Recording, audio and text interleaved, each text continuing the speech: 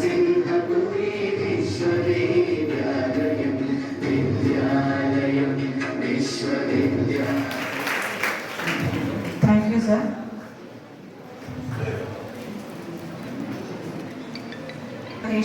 Sir, I invite you.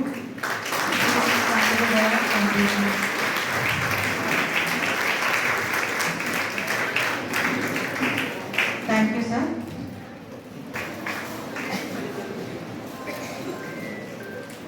Thank you, madam.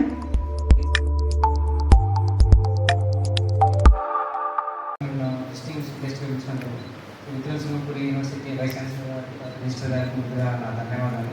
తర్వాత ఈరోజు ఎవరైతే ఈ student engagement program post graduation దాంట్లో ఎవరైతే జాయిన్ అవుతున్నారో వాళ్ళందరికీ కూడా so best wishes from my side.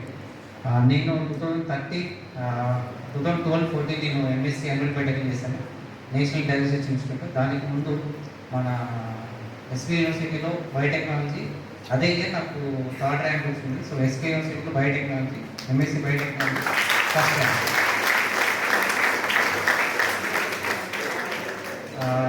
So actually నేను చిన్నప్పటి నుంచి జిల్లా పరిషత్ హై స్కూల్ చదువుకున్నాను తెలుగు మీడియం. ఇంటర్మీడియట్ వరకు తెలుగు మీడియం, దాని తర్వాత degree CMI degree college biotechnology. దాని తర్వాత సో డిఫరెంట్ యూనివర్సిటీస్ మనకు బనారస్ యూనివర్సిటీ, దాని తర్వాత JNU university, Pondicherry university, SV university, SK యూనివర్సిటీలో వీటన్నిటిలో ర్యాంక్స్ వచ్చిన తర్వాత ఎన్టీఆర్ఐ అప్పట్లో ఏంటంటే 1 year రీసెర్చ్ వర్క్ మీద ఎక్కువ ఫోకస్ చేస్తుందని చెప్పేసి ఎంఎస్సీ యాన్యువల్ బయోటెక్నాలజీ అక్కడ ఎన్టీఆర్ఐ జాయిన్ చేయడం జరిగింది. దాని తర్వాత ఎన్టీఆర్ఐకి వెళ్ళిన తర్వాత ఈ యూపీఎస్సీ, అంతవరకు యూపీఎస్సీ అంటే నాకు ఐడియా కూడా లేదు.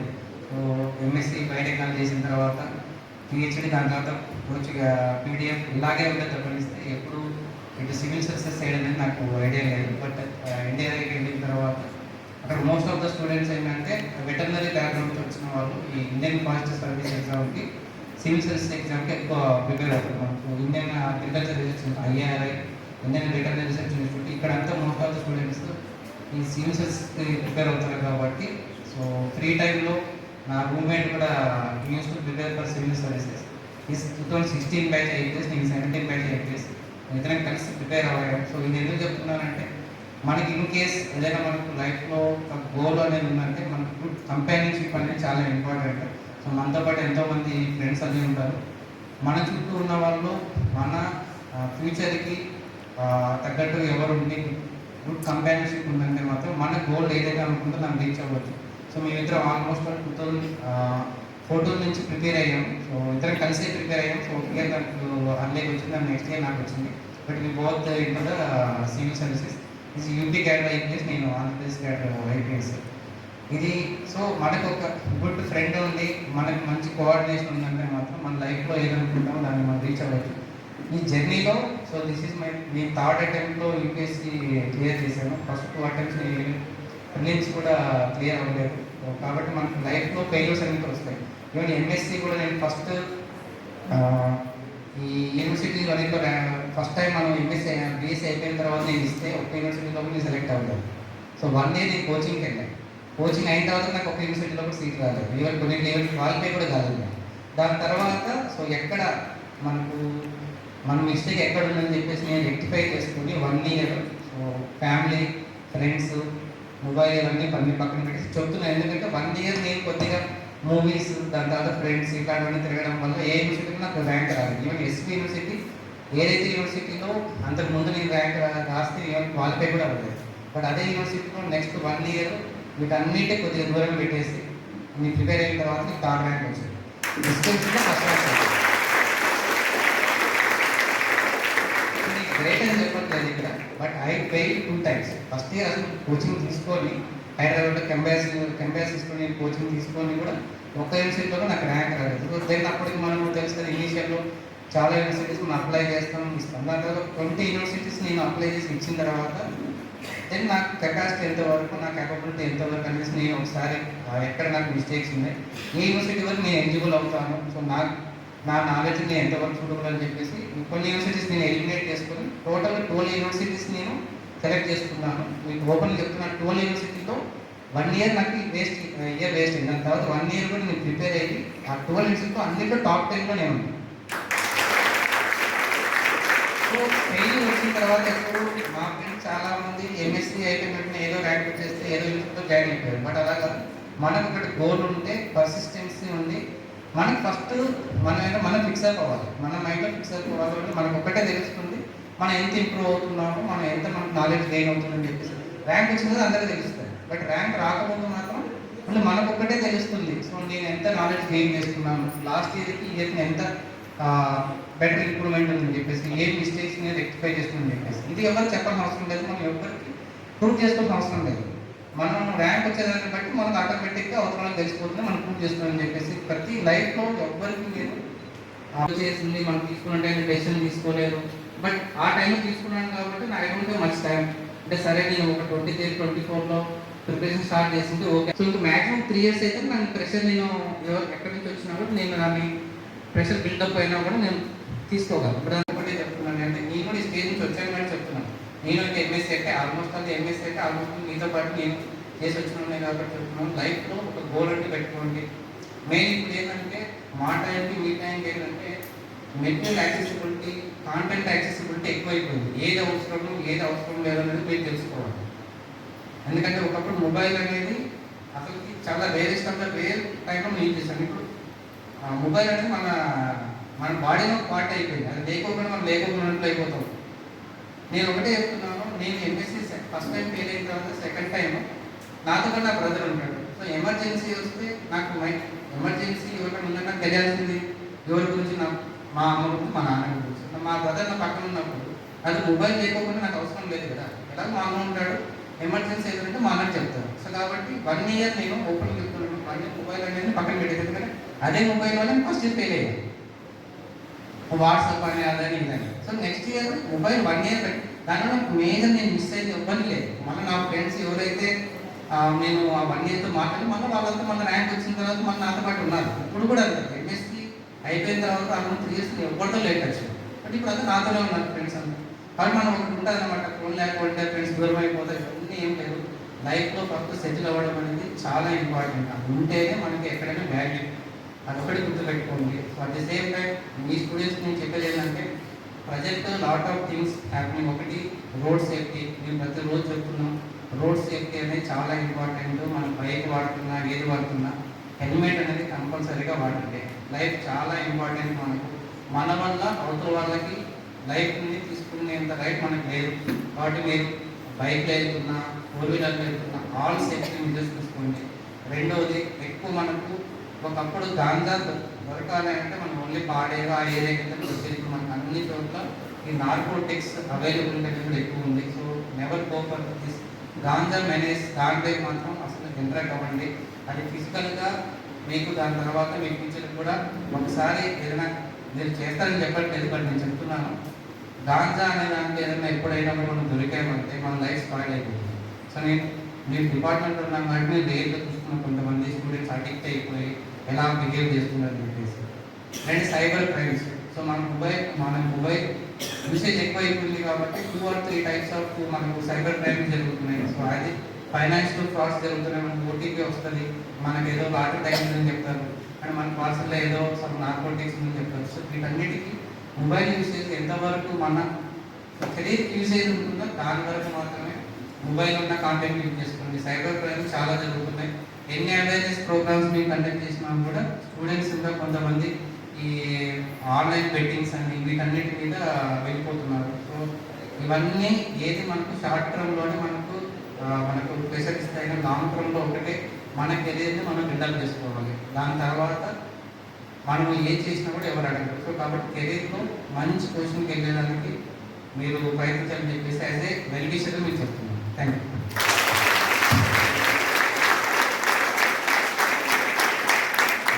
ఇక్కడికి వచ్చినందుకు ఒకసారి thank you sir. Registrar of university Hanumareddy గారు, faculty members and my dear students. నేను చాలా అకేషన్స్లో మాట్లాడుతూ ఉంటాను, నేను ఇక్కడే ఉంటాను కాబట్టి మీరు వింటూనే ఉంటారు. ప్రతి అకేషన్లో I will be telling something. కానీ ఈరోజు సార్ ఒక ఏమంటాం దాన్ని లైవ్ ఎగ్జాంపుల్ చెప్పారు. మీరందరూ అనుకుంటుంటారు మేమంతా ఏదో చాలా గొప్పవాళ్ళం, మేమంతా ఏ గొప్పవాళ్ళం కాదు. మేము మీలాగే రూరల్ బ్యాక్గ్రౌండ్ నుంచి వచ్చినటువంటి వాళ్ళం. నేను ఇంటర్మీడియట్ వరకు తెలుగు మీడియం చదువుకొని వచ్చినవాడిని. మనకు అవన్నీ కన్స్ట్రైంట్స్ కాదు. కన్స్ట్రైంట్ ఎక్కడ అంటే మన అండర్స్టాండింగ్, మన యొక్క విషన్లో కన్స్ట్రైంట్ ఉండదు. నేను ప్రతిసారి చెప్తూ ఉంటాను, you have to aim high, at least target your stars, you can able to hit the moon అని ఒక చిన్న స్లోగన్ ఉంది. మీరు మూన్నే టార్గెట్ పెట్టుకున్నారు, మీరు ఎక్కడికి పోలేదు, మీరు దేన్ని హిట్ చేయండి, అలా ఉండదు. సో సార్ చెప్పినట్టు ఇప్పుడు ఒకప్పుడు యూనివర్సిటీస్లో సీట్ రావడం అనేది చాలా కష్టం. సార్ ఎందుకు చెప్పారంటే ఆ రోజు ఇన్ని యూనివర్సిటీస్ లేవు.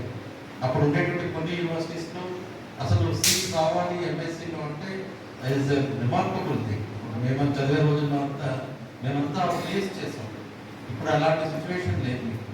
యు ఆర్ ఫార్చునేట్ అని నేను చెప్తున్నాను. ఎందుకంటే హైయర్ ఎడ్యుకేషన్ కోసం 50 మేము పెట్టిన ఎఫర్ట్లో కనీసం మీరు 25% కూడా పెట్టడం లేదు. ఇక్కడ అడ్మిషన్ పొందేదానికి మేము ఎంత ఎఫర్ట్ పెడితే యూనివర్సిటీలో అడ్మిషన్ వచ్చిందో దాంట్లో మీరు 20% కూడా పెట్టడం. అయినా you are fortunate, you are blessed, మీరు యూనివర్సిటీలో వచ్చారు. అదొక పాయింట్. మేము చదువుకునేటప్పుడు మాకు ఇలాంటి ఫెసిలిటీస్ లేవు. మేము చదువుకునేటప్పుడు నెట్ లేదు, ఇంటర్నెట్ అంటే తెలియదు, మాకు మొబైల్స్ అంటే మాకు తెలియదు, కంటెంట్ అంటే ఓన్లీ లైబ్రరీలో బుక్స్ హార్డ్ కాపీస్ మాత్రమే ఉంటాయి. Today content is in your hand. మీరు మొబైల్లో ఒక బటన్ నొక్కితే ఏ ఇన్ఫర్మేషన్ కావాలన్నా మీరు ఏం వస్తుంది. అలాంటప్పుడు ఇంత ఫెసిలిటీస్ పెరిగాయి, ఆపర్చునిటీస్ పెరిగాయి, మన అవుట్కమ్ పెరగడం లేదు, మన యొక్క థింకింగ్ పెరగడం లేదు, మన ఆపర్చునిటీస్ ఇంకా పెంచుకోవాలి. ఎందుకు ఎక్కువ మంది నోబెల్ లారెట్స్ రావటం లేదు? ఎందుకు ఎక్కువ మంది మనం సైన్స్ కాంట్రిబ్యూట్ చేయలేకపోతున్నాం? ఎందుకు ఎక్కువ మంది మన దగ్గర నుంచి నేషనల్ స్పోర్ట్స్లో గేమ్స్లో పార్టిసిపేట్ చేయలేకపోతున్నాం? ఎందుకు మనము వెనకబడిపోతున్నాం? ఇలాంటివన్నీ క్వశ్చన్ మార్క్స్. మీకు నేను చెప్పాను, average median age of Indian population is 29 years. రాబోయే 20 సంవత్సరాలు 30 సంవత్సరాలు ఈ దేశాన్ని పోయవలసిన వాడు మీరు. మీ భుజస్కంధాల మీద మాత్రమే ఈ దేశం డిపెండ్ అయ్యింది. మీరు వేరే వ్యాపకాలు పెట్టుకొని ఫోన్లకు అడిక్ట్ అయిపోయి ఈ ప్రపంచంతో నాకు సంబంధం లేదు, నేను నా ఫోను నా వాట్సాప్ అనుకుంటే ఈ దేశాన్ని ఎవరు లీడ్ చేస్తారు? ఈరోజు సార్ ఒక ఎగ్జాంపుల్ చెప్పారు. ఐపీఎస్కి అయ్యి ఆయన ఒక స్టేట్ని కంట్రోల్ చేస్తారు. నేను ఒక యూనివర్సిటీ డీసీ అయ్యి ఒక యూనివర్సిటీని కంట్రోల్ చేస్తాను. మరి ఎంతమంది మీలాంటి వాళ్ళు, మీరందరూ ఎంతమంది ఐపీఎస్లు కావాలి, ఐఏఎస్లు కావాలి, వైస్ ఛాన్సలర్స్ కావాలి? What is your dream? What is your destination? Sir చెప్పినట్టుగా ఒక టార్గెట్ పెట్టుకోవాలి. ఆ టార్గెట్ కోసం మనం పని చేయాలి. నేను ఎప్పుడైతే ఎంఎస్సీ ఫిజిక్స్ చేశానో అప్పుడు నాకు ఒక టీచర్ ఇన్స్పిరేషన్. నేను చేస్తే ఫిజిక్సే చేస్తాను అనుకున్నాను. పిహెచ్డి ఫిజిక్సే చేయాలి అని టీచర్గా లెక్చరర్గా ఫిజిక్స్లోనే జాయిన్ అవ్వాలి. ఫిజిక్సే నాకు డ్రీమ్. అందుకే ఈ రోజు కూడా ఫిజిక్స్ ప్రొఫెసర్గానే 30 ఏళ్ళు ఫిజిక్స్తోనే వెళ్తూ ఉన్నాను. 30 ఏళ్ళు నేను ఎప్పుడు డిబేట్ అవ్వలేదు. చాలా నాకు వేరే ఆపర్చునిటీస్ కూడా వచ్చాయి. యూనివర్సిటీలో నేను సింగపూర్లో ఉన్నప్పుడు మీరు డిజైన్ చేయండి సార్, ఇక్కడే ఉన్నట్టు వీళ్ళు give you good job. Thanks for your job. నేను బ్యాక్ టు యూనివర్సిటీ వెళ్తాను. నా పిల్లలకు పాఠం చెప్పుకోవడం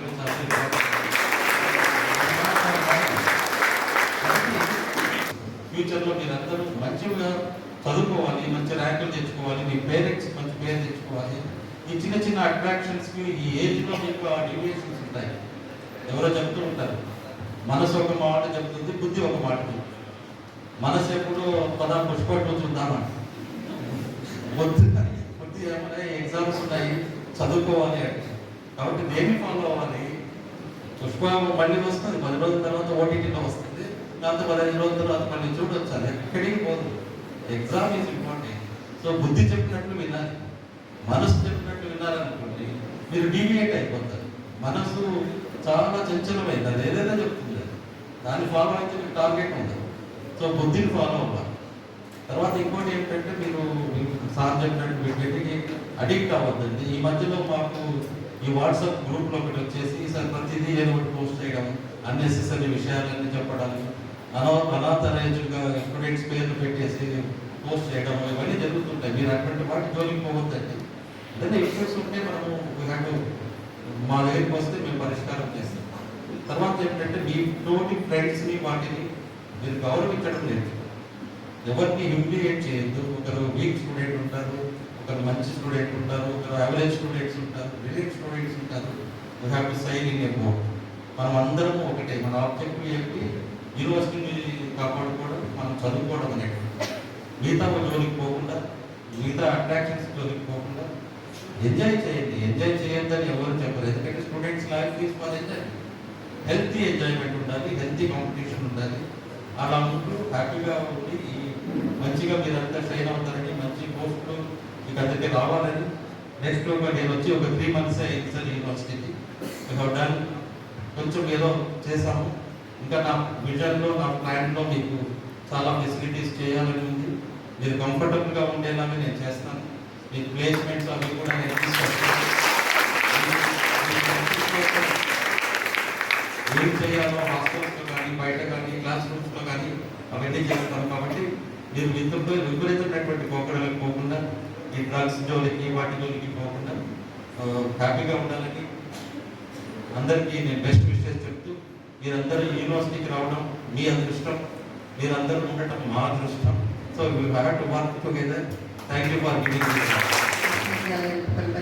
ప్రొఫెసర్ విజయభాస్కర్ రావు గారు, అట్లాగే మన జిల్లా ఎస్పీ గారు కృష్ణకాంత్ గారు, అట్లాగే మనకి ఎప్పుడు ఏ సమస్య వచ్చినా తక్షణమే స్పందించే మన పోలీస్ డిఎస్పీ గారు అండ్ సిఐ గారు అండ్ మై ఏ యాక్టివిటీ సక్సెస్ఫుల్గా చేయాలి అన్న మాకు సహకరించే నా టీచింగ్ బృందం, అట్లాగే మా అభిమాన విద్యార్థులు అందరికీ నమస్కారం. సో మంచి మాటలు సార్ వాళ్ళు ఎన్నో చెప్పారు. మన జీవితంలో మనం ముందుకు వెళ్ళాలి అంటే స్ఫూర్తి అనేది కావాలి. ఆ స్ఫూర్తి పదార్థాలు మన ముందే ఉన్నారు. సో అందరూ ఇంచుమించు చాలా మంది ఇక్కడ మాకున్న టీచింగ్ ఫ్యాకల్టీ కూడా చాలా మంది డిగ్రీ వరకు తెలుగు మీడియం చదివి ఆ తర్వాత రకరకాల ఎగ్జామ్స్ రాసి, నేను లెక్చరర్గా జాయిన్ అయినాక మళ్ళీ నెట్ క్వాలిఫై అయ్యాను. ఎందుకంటే నా స్టూడెంట్స్ నేను జేఆర్ఎఫ్ నెట్ గురించి చెప్పేటప్పుడు ఆ అర్హత నేను సాధించాలి ఫస్ట్ అని చెప్పాను. నేను క్వాలిఫై మళ్ళీ మా పిల్లలకు చెప్పాను. సో అట్లాంటి మంచి నిర్ణయాలు తీసుకోవాలి. ముఖ్యంగా సార్ చెప్పినట్టు మనం డ్రగ్స్ అలాంటి వాటికి దూరంగా ఉండాలి. ర్యాగింగ్ అనేది ఒక పెద్ద భూతం ఉంది. సో మనం అందరం సమానంగా సోదరిమణులుగా మనం మెలుసుకుందాం. పక్క వాళ్ళకి సహాయం చేసే ఆ మంచి గుణం డెవలప్ చేసుకుందాం. ర్యాగింగ్ అనే భూతం sir, I want to inform you that మా క్యాంపస్లో ర్యాగింగ్ ఫ్రీ క్యాంపస్. సో అలాంటి వాటికి అలాంటి ఏమి వద్దు. ఎప్పుడు ఏ స్టూడెంట్ ఏ సెకండ్ ఏ సహాయం కావాలన్నా స్పందించడానికి టీచర్స్ ఉన్నాం, మేమున్నాం, అడ్మినిస్ట్రేషన్స్ ఉన్నాము. సో అందరం మేము సహకరిస్తూ ఉన్నాము. సో మనందరం కలిసి మన విశ్వవిద్యాలయ పేరు మంచి ర్యాంకింగ్స్తో మంచిగా ముందుకు తీసుకొని వెళ్దాము. సో ఏ ఇష్యూ ఉన్నా, ఏ సమస్య ఉన్నా మనందరం కూర్చొని పరిష్కారం చేసుకుందాము. సో మనకు ఈ సమయాన్ని వెచ్చించి మన దగ్గరకు వచ్చినటువంటి మన ఎస్పీ గారికి ప్రత్యేకంగా ధన్యవాదాలు తెలుపుకుంటున్నాం. Thank you sir for giving this. Second prizes, Vasantanjali and Sivamani. Third prize goes.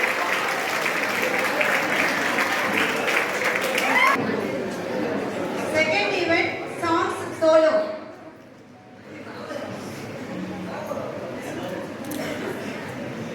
T. Blessy Madhuri.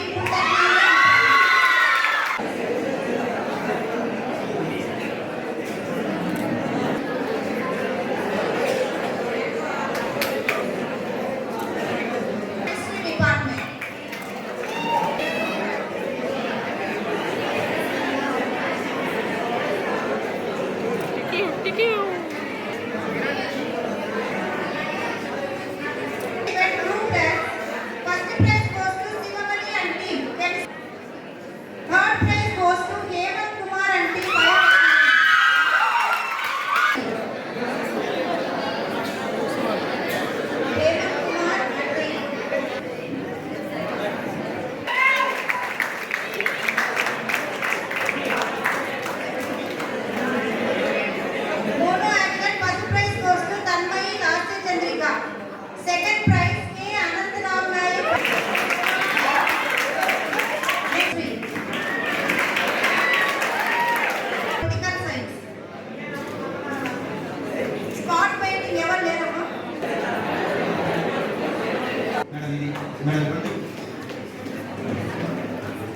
తను